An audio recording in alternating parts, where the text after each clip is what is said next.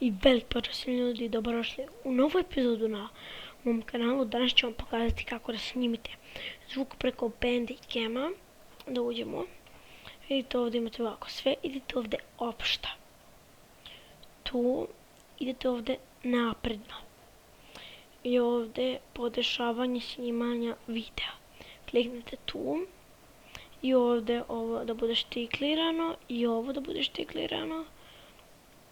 I dobro, onda idete ovdje, tu, vidite, znači sve to, i idete ovdje, mikrofon, kod mene je to četvrtog, ne znam koji je kod vas, znači idete ovako, mikrofon tu, znači idete ovako, tu jačinu vamo tamo, i znači ok, i tako snimate, kao ja sada, i to je bilo to za ovu epizodu. Ostanite mi zdravi, dobri i pozdrav!